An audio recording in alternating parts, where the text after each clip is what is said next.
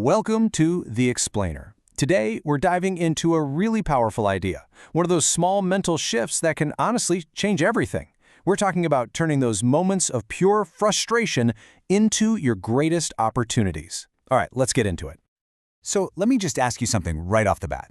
When something goes wrong, a project at work blows up, you get stuck in traffic, a plan you were excited about just completely falls apart. What is your immediate gut reaction? Just take a second and think about that. Because that default setting, well, that's everything we're talking about today.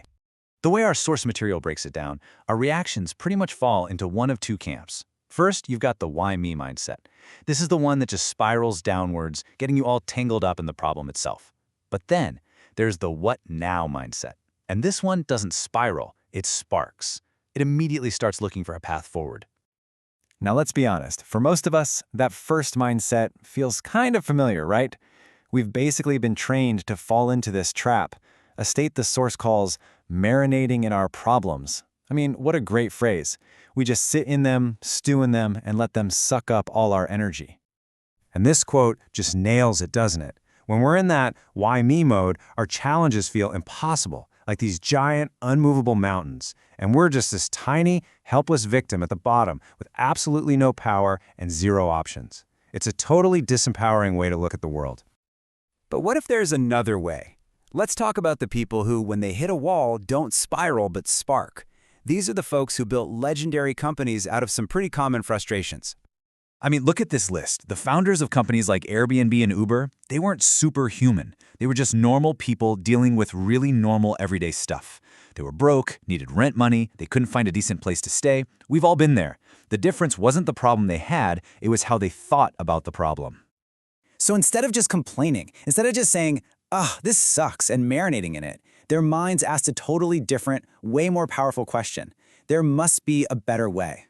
And here's the absolute key. They didn't just stop there. They actually went out and built that better way. And this leads to a fascinating idea from author Jack Canfield. He says that our complaints are actually a hidden signal. Think about it. We only really complain about things that, on some deep level, we actually believe could be different. We're pointing out a flaw because we can already imagine a solution. This is perfectly illustrated by something like gravity.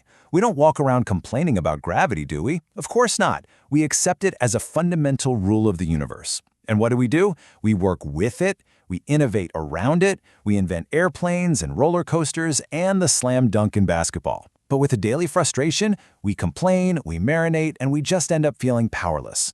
What if we started treating our frustrations like we treat gravity? Okay, so this whole mindset shift isn't just for building billion-dollar companies. It's really a key that can unlock potential we don't even realize we have in our own lives. In fact, the author of our source material had a really personal experience with this, discovering a hidden fortune that was right under her nose the whole time. So for years, she was stressing about how to make more money. And at the exact same time, she had an entire house just sitting there, completely empty, doing nothing. The problem was right in front of her, and the solution was literally in her possession, but her brain just wasn't making the connection. The light bulb moment, the big aha, it didn't happen when she was staring at her empty house. It happened when she was planning a trip and stumbled onto Airbnb, someone else's solution.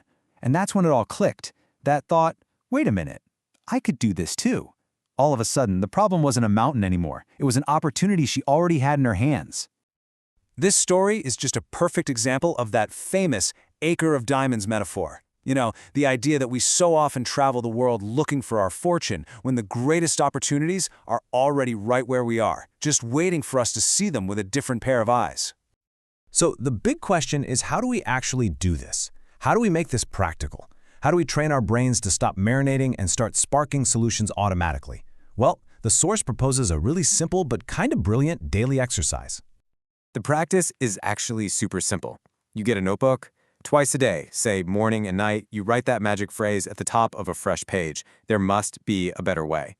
And then you just list one possible solution to whatever problem you're facing. It doesn't have to be a good one. It can be totally silly, totally unrealistic. The point is just to do it. See, when you do this consistently, you're doing more than just brainstorming. You're sending a powerful, repeated message to your own subconscious mind. You're basically telling it, hey, listen up. This is who we are now. We are the kind of people who find solutions. So the whole point of this is to stop treating your mind like some kind of dumpster for all your problems. It's not a storage unit where you just toss all your frustrations and worries and let them pile up and rot. No. Instead, you've got to start seeing your mind for what it really is, an incredible tool. It's a weapon designed specifically to smash through challenges and create new possibilities. It's a spark for innovation, not a sponge for negativity.